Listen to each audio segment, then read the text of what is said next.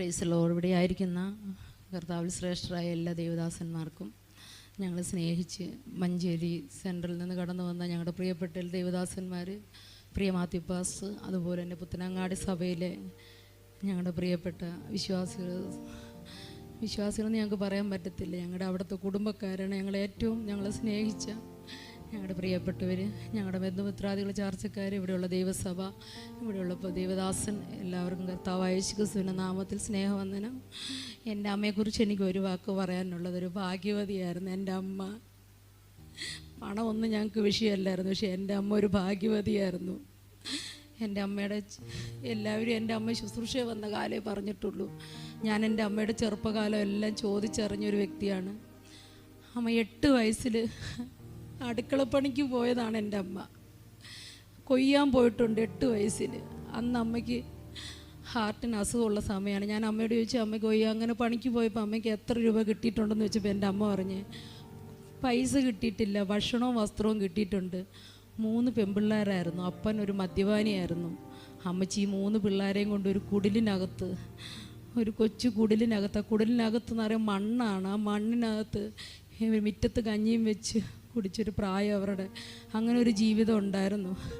ആ ജീവിതത്തിൽ നിന്ന് എൻ്റെ അപ്പനെ ദൈവം അറിഞ്ഞാണ് എൻ്റെ അമ്മയ്ക്ക് കൊടുത്തത്. എൻ്റെ അപ്പൻ എൻ്റെ അമ്മയെ നന്നായിട്ട് നോക്കി. എൻ്റെ അപ്പനോട് ഞാൻ പറയും നിങ്ങൾ അമ്മച്ചിയെ നോക്കിയാൽ ശരിയാവത്തില്ലെന്ന് പറയുമായിരുന്നു. എൻ്റെ അമ്മയെ നോക്കി ഞങ്ങൾ മക്കളും അപ്പനും അമ്മയും ഒരു സുഹൃത്തുക്കളെ പോലെയായിരുന്നു. അത് ഇപ്പോഴും അങ്ങനെയാണ്.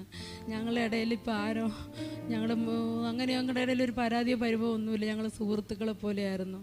ഞങ്ങളെയും കൊണ്ട് ഒത്തിരി മലബാറിലൊക്കെ വന്ന് ഒത്തിരി കഷ്ടപ്പെട്ടിട്ടുണ്ട്. എൻ്റെ അമ്മയെ ഞാൻ വിവാഹം കഴിച്ച കാര്യം എൻ്റെ അപ്പനോട് ഞാൻ ചോദിച്ചിട്ടുണ്ട്. ഇവിടുത്തെ ചാക്കോപ്പച്ചൻ, പുറ്റിക്കാട്ടപ്പച്ചൻ എന്ന് ഞങ്ങളെല്ലാം വിളിക്കുന്ന അപ്പച്ചൻ, എൻ്റെ പിതാവ് രക്ഷിക്കപ്പെട്ട് കഴിഞ്ഞ് വന്ന സമയത്ത് പറഞ്ഞു, ഇന്ന സ്ഥലത്ത് ഒരു പാവപ്പെട്ട ഒരു കുടുംബത്തിലെ പെണ്ണുണ്ട്. ആ പെണ്ണിനെ ആരും ഇല്ലാത്തൊരു പെൺകുട്ടിയാണ്, അതിന് വിവാഹം കഴിക്കാവോ എന്ന് ചോദിച്ചു. അന്ന് പെണ്ണ് കാണാൻ പോയപ്പോഴും എൻ്റെ അമ്മ മഞ്ഞപ്പിത്തം വന്ന് വളരെ വളരെ വല്ലാത്തൊരവസ്ഥയിലിരിക്കുന്ന സമയത്താണ് അവരുടെ വിവാഹം നടക്കുന്നത്. എങ്കിലും അന്നും ആ അപ്പച്ചൻ്റെ വാക്ക് കേട്ട് എൻ്റെ അമ്മയെ, പാവപ്പെട്ട ഒരു കുടുംബത്തിൽ എൻ്റെ അമ്മയെ കൊണ്ടുവന്ന് എൻ്റെ അമ്മയെ രാജകുമാരിയെ പോലെ എൻ്റെ അപ്പൻ നോക്കിയത് അതെനിക്കൊരിക്കലും പറയാതിരിക്കാൻ പറ്റത്തില്ല. സ്ട്രോക്ക് വന്ന സമയത്തും എൻ്റെ അപ്പം കോട്ടയം മെഡിക്കൽ കോളേജിൽ ഇരുന്നപ്പോൾ എന്നോടൊരു വാക്ക് പറഞ്ഞായിരുന്നു, അമ്മച്ചിയോട് സ്റ്റെപ്പൊന്നും കയറി വരരുത്, കാരണം അവൾക്ക് നെഞ്ചുവേദന ഉള്ളതാണ്. അത് എൻ്റെ അപ്പന് സംസാരശേഷി പോയപ്പോൾ എനിക്കൊരു പേപ്പറിൽ എഴുതിയാണ് തന്നത്. പക്ഷേ 2 ദിവസം കഴിഞ്ഞപ്പോൾ എൻ്റെ അമ്മയ്ക്ക് വേണ്ടി എൻ്റെ അപ്പനെ ഇച്ചിരിയെങ്കിലും സംസാരിക്കാൻ തുടങ്ങി. ഞാനാണ് ഏറ്റവും കൂടുതൽ ഈ ദിവസങ്ങളിൽ കരഞ്ഞത്. കഴിഞ്ഞ മാർച്ച് മാസം 3-ാം തീയതി ഞാനൊരു സ്വപ്നം കണ്ടു. വെളുപ്പിനെ 4 മണിക്ക് എൻ്റെ അപ്പം കുഴഞ്ഞു വീണ് മരിക്കുന്നത് ഞാൻ കണ്ടത്. ആ 1 മാസം ഞാൻ കരച്ചിലും പ്രാർത്ഥനയായിരുന്നു. ഏപ്രിൽ മാസം 3-ാം തീയതി രാവിലെ 1 മാസം കഴിഞ്ഞപ്പോൾ എൻ്റെ അമ്മ വീണു. എൻ്റെ അമ്മ വീണ് രാവിലെ സമയം ഞാൻ അമ്മയുടെ ഫോൺ ചെവിയിൽ വെച്ചിട്ട് ഞാൻ പറഞ്ഞു, ഞാൻ വീട്ടിൽ ചെല്ലുന്നവരെ ഞങ്ങൾക്ക് നോക്കണം അമ്മയെ, കുറച്ച് ദിവസം നോക്കണം, അമ്മയ്ക്ക് ഒരു അബദ്ധം വരല്ലേ എന്ന് ഞങ്ങൾ പ്രാർത്ഥിച്ചു. എൻ്റെ അപ്പന് അവസാനം അമ്മേനെ എടുത്തു പോക്കി നോക്കാൻ പറ്റത്തില്ലെന്ന് അറിഞ്ഞപ്പം അപ്പം ഞങ്ങൾക്ക് അമ്മയെ തന്നുള്ളൂ. അല്ലെങ്കിൽ എൻ്റെ അപ്പനും എൻ്റെ അമ്മയെ നന്നായിട്ട് നോക്കി. എൻ്റെ അമ്മ എൻ്റെ അപ്പൻ്റെ കൂടെ വന്നിട്ട് ഒരു ദുഃഖവും ഒരു പ്രയാസവും ഒന്നും എൻ്റെ അമ്മ അറിഞ്ഞിട്ടില്ല. പണത്തിനേ കുറവുണ്ടായിരുന്നുള്ളൂ. ഞങ്ങളുടെ കുടുംബത്തിൽ സന്തോഷത്തിനോ സമാധാനത്തിനോ അഭിമാനത്തിനോ ഒന്നും ഞങ്ങൾക്കൊരു കുറവുമില്ലായിരുന്നു. പക്ഷേ എൻ്റെ അമ്മയ്ക്ക് എനിക്കൊരു വീട് വെച്ച് കൊടുക്കണമെന്ന് ഞങ്ങൾക്ക് ആഗ്രഹം ഉണ്ടായിരുന്നു. ഞാനും ആങ്ങളെയും കൂടെ പറഞ്ഞ് ഞങ്ങൾ എല്ലാവരും വിചാരിക്കും എന്താണ്, എൻ്റെ അപ്പൻ ഒരു കടമെടുത്ത് 1 രൂപ കടമാക്കാൻ സമ്മതിച്ചിട്ടില്ല, അല്ലേ അത് ഞങ്ങൾ എന്തെങ്കിലുമൊക്കെ ചെയ്തേനെ. അപ്പം പറഞ്ഞ്, ഞാൻ ജീവിച്ചിരിക്കുമ്പോൾ 1 രൂപ കടം മേടിക്കാൻ ഞാൻ സമ്മതിക്കത്തില്ലെന്ന് ഞങ്ങളുടെ അപ്പൻ ഞങ്ങളോട് പറഞ്ഞിട്ടുള്ള വാക്കുകളാണതൊക്കെ. അതുകൊണ്ട് ഞങ്ങൾ ഈ മാസം അടുത്ത മാസം പറഞ്ഞ് നമുക്കത് ചെയ്യണമെന്ന് ഞങ്ങൾ പറഞ്ഞിരിക്കുകയായിരുന്നു. എനിക്കത് മാത്രമേ ഉള്ളൂ എനിക്ക് സങ്കടം.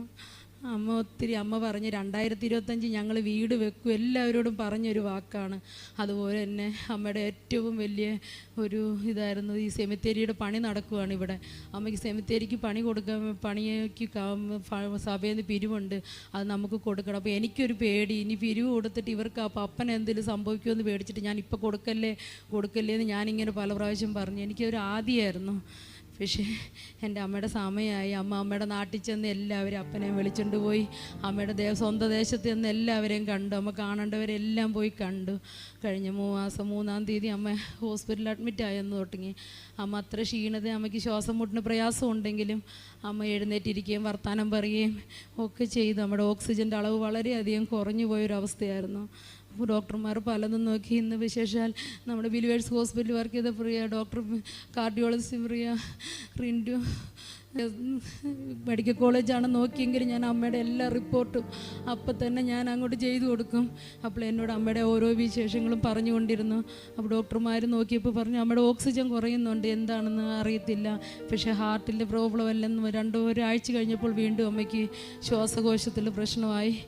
ശ്വാസകോശത്തിലേക്കുള്ള പിന്നെ ഇത് നടക്കുന്നില്ലെന്നുള്ളൊരിത് വന്ന് അങ്ങനെയാണ് അമ്മ വീണ്ടും രോഗാവസ്ഥയിലേക്കായത്. ഇന്നലെ അമ്മയ്ക്ക് ഡിസ്ചാർജ് പറഞ്ഞതാണ്. ഡിസ്ചാർജ് പറഞ്ഞ് അമ്മ പെട്ടെന്ന് ഒരു സ്ട്രോക്ക് വന്നാണ് പെട്ടെന്ന് ഇങ്ങനെ പോയത്.